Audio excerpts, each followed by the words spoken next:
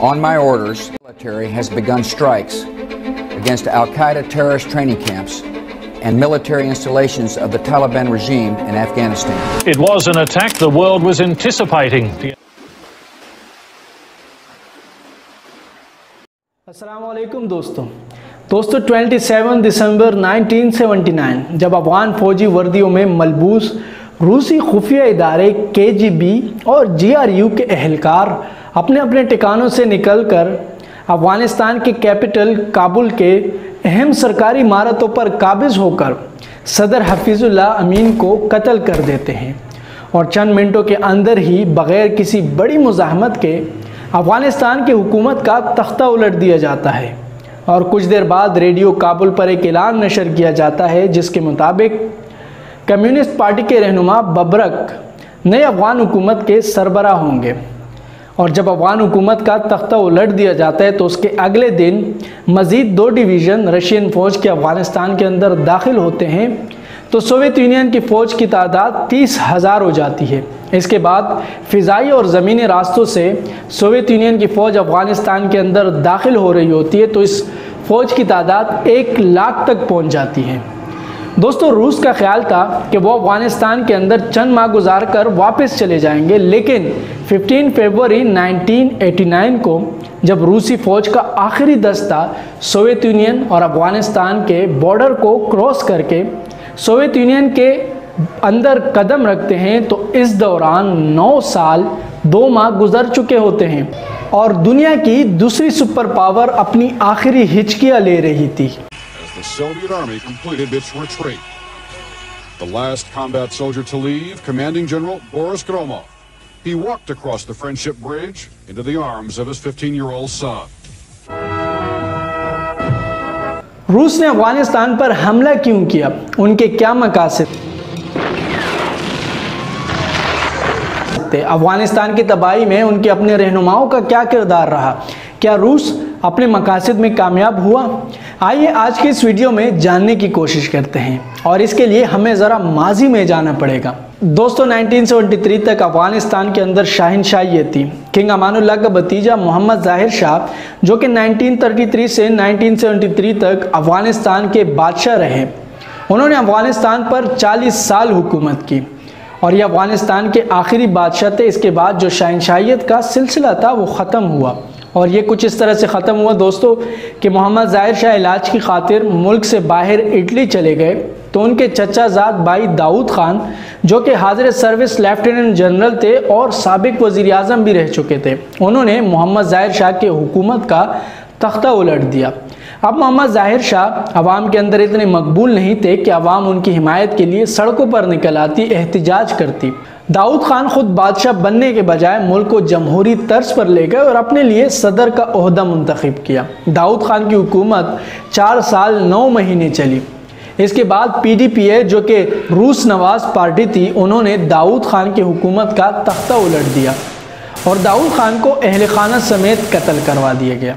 इस इनकलाब को दोस्तों सुर इनकलाब के नाम से जाना जाता है। सुर इनकलाब के नतीजे में पहले नूर मोहम्मद अफ़गानिस्तान के सदर बने, फिर उसके बाद वज़ीर ख़ारिजा हफीजुल्लाह अमीन ने उनके हुकूमत का तख्ता उलटकर उनको कत्ल करवाकर सदारत की कुर्सी पर काबिज हुए।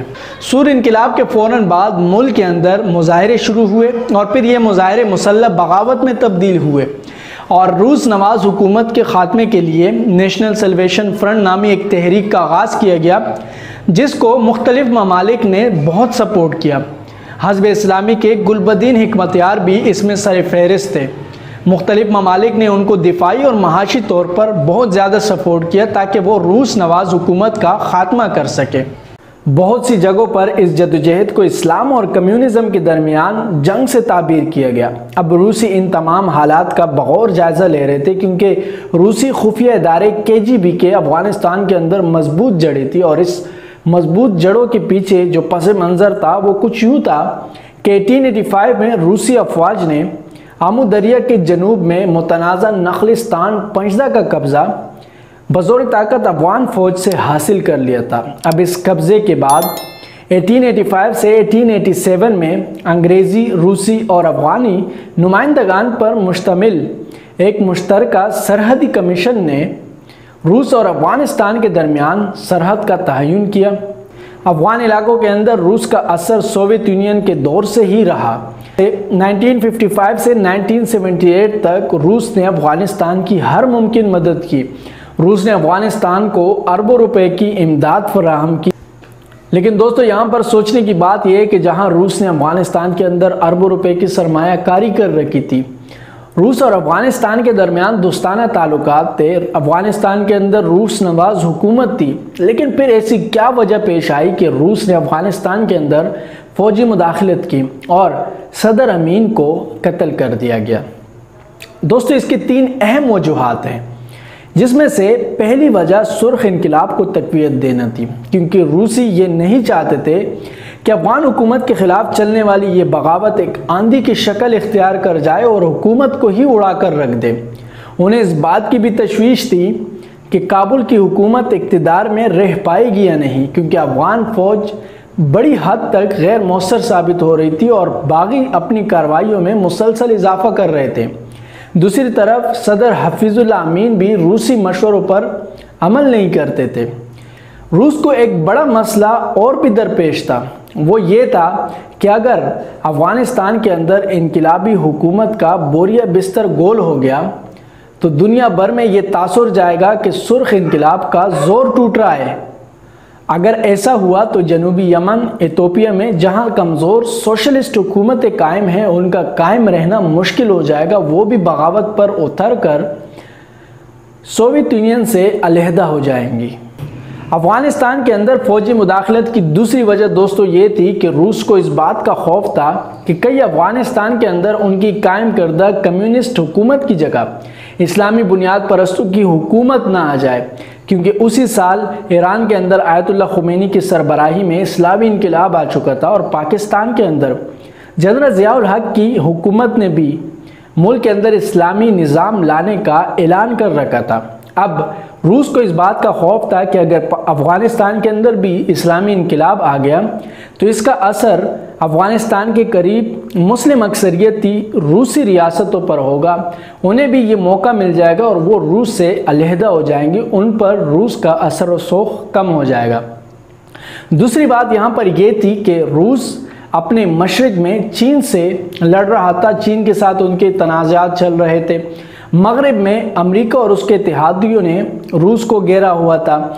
अब रूस इस वक्त इस बात को बिल्कुल भी गवारा नहीं कर सकता था कि उसके जनूबी सरहद भी गैर महफूज हो जाए। अफगानिस्तान के अंदर फौजी मुदाखलत की तीसरी वजह हफीजुल्लाह अमीन थे, क्योंकि रूस हफीजुल्लाह अमीन को रास्ते से हटाना चाहते थे और जिसका जिक्र मैंने वीडियो के शुरू में ही कर रखा था। लेकिन रूस क्यों हफीजुल्लाह अमीन को रास्ते से हटाना चाहते थे, आइए मैं आपको बताता हूँ।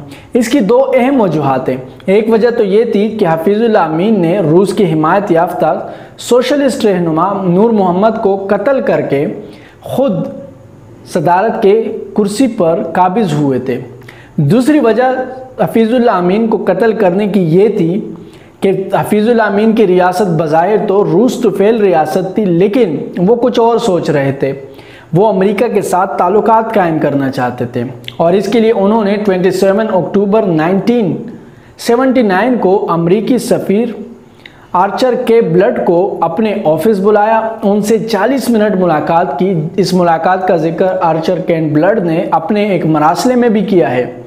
उनका कहना था कि हफीजुल्लाह अमीन मुसलसल अंग्रेज़ी में बात करते रहे और ये कहते रहे कि उन्होंने अमेरिका के साथ ताल्लुकात कायम करने हैं। वो अफ़गानिस्तान में रूस के असर व सोख को कम करना चाहते हैं, क्योंकि रूस अफ़गानिस्तान के खारजा पॉलिसी की फ़ैसले करता है, लिहाजा वो अफ़गानिस्तान के फ़ैसलों में आज़ाद होना चाहता है। अब ये दोस्तों, ये मुलाकात तो इन 2 रहनुमाओं के दरमियान थी, लेकिन इस मुलाकात की घंटियाँ मास्को के अंदर बजने लगी थी। रूसी खुफिया इदारा इस मुलाकात को बहुत ही करीब से देख रहे थे। उन्हें इस बात का अंदेशा था कि वो मगरिब के साथ ताल्लुकात कायम करने की कोशिश करेगा। र्यूडरिक ब्रेथवाइट, जो कि सोवियत यूनियन के अंदर बरतानिया के आखिरी सफ़ीर थे, उन्होंने एक किताब लिखी, the Russians in Afghanistan 1979 to 1989। उन्होंने इस किताब में इस बात का जिक्र किया है कि रशियंस इस बात को अच्छी तरह जानते थे कि सदर अमीन अपनी हमदर्दियाँ अमेरिका की जानिब मोड़ ले और आखिरकार 12 दिसंबर 1979 को पोर्ट बेवरो ने बगैर कोई बहस किए फौजी मुदाखलत करने का फैसला किया। इस सूरत हाल में KGB ने हफीजुल अमीन से जान छुड़वाने का फैसला किया और इसके लिए उन्होंने मंसूबाबंदी की। उन्होंने सबसे पहले कोका कोला के अंदर जहर मिलाया, लेकिन कार्बोनेटेड मशरूब के अंदर जहर घुलकर बेअसर हो गया। इसके बाद उन्होंने हफीजुल अमीन के खाने में जहर मिलाया, लेकिन रूसी सिफारत खाने को इस मंसूबे का इल्म ना था, लिहाजा उन्होंने खुद डॉक्टर भेजे और हफीजुल्लाह अमीन को बचाया गया। और रूस ने उस वक्त फ़ौजी मुदाखलत की कि जब फायरिंग के तबादले में हफीजुल्लाह अमीन को कत्ल कर दिया गया। दोस्तों, ये थी अफ़गानिस्तान पर रूसी हमले की तारीख़। इस हमले के बाद 1982 में 2.8 मिलियन अफ़गान मुहाजिरीन ने पाकिस्तान के अंदर पनाह ली, 1.8 मिलियन अफ़गान मुहाजिरीन ने ईरान के अंदर पनाह ली और इस हमले के नतीजे में 1 मिलियन सिविलियंस हलाक हुए, 90,000 अफ़गान मुजाहिदीन, 80,000 अफ़गान फ़ौजी और 45,000 सोवियत यूनियन फ़ौजी हलाक हुए। अगर मुख्तसरन अफ़गानिस्तान पर रूसी हमले की वजूहात समझने की कोशिश करें तो अफ़गानिस्तान में अपनी कायम करदा कम्युनिस्ट हुकूमत को बचाने के लिए, वहाँ इस्लामी इनकलाब को रोकने के लिए और अपनी मुस्लिम अक्सरियत रियासतों को खुद से अलहदा ना होने के लिए और साथ ही साथ अफ़गानिस्तान और अमेरिका के ताल्लुकात और अफ़गानिस्तान के अंदर अमेरिकी मिसाइल की तनसीब के खौफ से उन्होंने अफ़गानिस्तान पर हमला किया। इसके साथ साथ सुर्ख इनकलाब को तक़वियत देकर ताकि जनूबी यमन और इथियोपिया के अंदर जो कमज़ोर सोशलिस्ट हुकूमतें थी उनको कायम रखा जा सके, उनको बगावत करने का हौसला ना मिले। इन तमाम वजूहात की बुनियाद पर उन्होंने अफ़गानिस्तान पर हमला किया।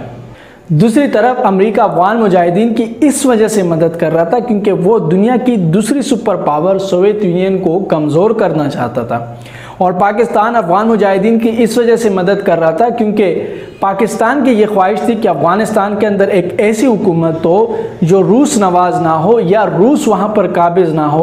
अफ़गानिस्तान के अंदर एक ऐसी हुकूमत हो जहाँ पर पाकिस्तान और उनके दरमियान दोस्ताना ताल्लुकात हो, पाकिस्तान को उस तरफ से कोई ख़तरा ना हो। दोस्तों, आप क्या राय रखते हैं इस बारे में मुझे कमेंट में ज़रूर बताइएगा और अगर आपको ये वीडियो पसंद आई तो इस वीडियो को लाइक कीजिएगा और मेरे इस चैनल को सब्सक्राइब कीजिएगा। Thank you so much.